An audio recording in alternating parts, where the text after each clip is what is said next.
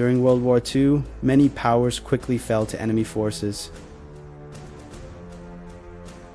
But there was one country that continued fighting even when its cities were destroyed, its fleet nearly annihilated, and its economy on the verge of collapse.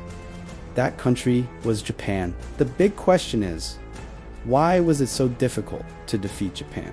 To understand this extraordinary resilience, we need to look at three decisive factors: the Japanese war economy, its strategic geography, and a powerful cultural mindset that shaped soldiers and civilians throughout the conflict. In the early 1940s, Japan had become a dominant military power in Asia.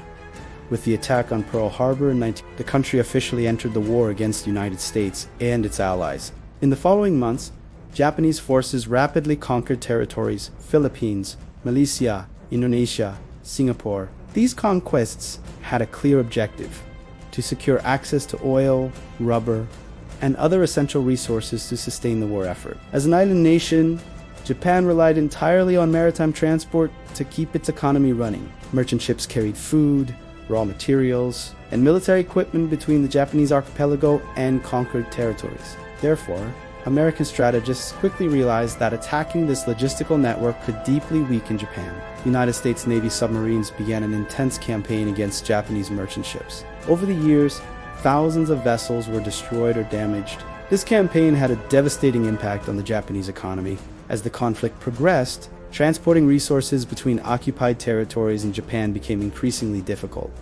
Without enough ships, raw materials stopped reaching factories. Food began to run out. Fuel became extremely scarce. Even so, the Japanese government continued to prioritize military production above any other need. The civilian population began to live under severe rationing. Despite enormous difficulties, Japan maintained an impressive military production rate for much of the war. Thousands of aircraft were produced throughout the conflict. Warships continued to be built, but combat losses quickly began to outstrip replacement capacity, especially after major battles in the Pacific, such as the Battle of Midway. This battle marked a significant turning point in naval warfare, but Japanese resilience cannot be explained solely by economic or military factors. There is also a very important cultural element. This element is Bushido. Bushido was a code of conduct inspired by samurai tradition. It emphasized values such as absolute loyalty, courage, honor, and willingness to die for duty. During the 20th century, this philosophy was reinterpreted by the Japanese government as part of military doctrine. Soldiers were taught from an early age that surrender was a shame. Dying in combat, on the other hand, was considered the greatest proof of loyalty to the emperor. This mentality had direct consequences in the battles of the Pacific. On several islands, Japanese troops fought to the last man. In battles such as Saipan, Iwo Jima, and Okinawa, Allied forces faced extremely intense resistance. Even when surrounded or without supplies, many Japanese soldiers continued fighting. This significantly increased the human cost of each battle. At the end of 1944, a new tactic appeared on the battlefield. It was the kamikaze strategy. The word means divine wind. Japanese pilots conducted suicide attacks against enemy ships. The objective was to cause as much damage as possible to the American fleets. Hundreds of ships were hit or damaged during these attacks. Although the strategy did not change the outcome of the war, it demonstrated how far Japan was willing to go to resist.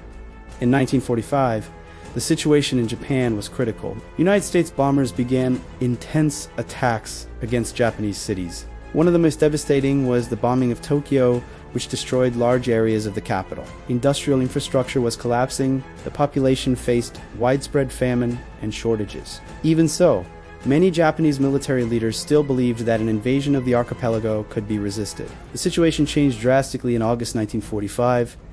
First came the atomic bombing of Hiroshima. A few days later, another bomb was dropped on Nagasaki. At the same time, the Soviet Union declared war on Japan and invaded Manchuria. Faced with this combination of factors, the Japanese government decided to accept surrender. In September 1945, the war finally ended.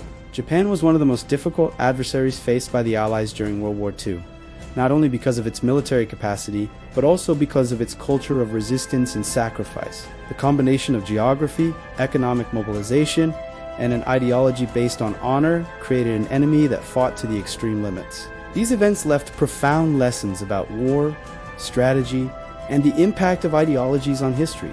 If you enjoy content about military history, please like and subscribe, and tell me in the comments, which battle should we analyze next?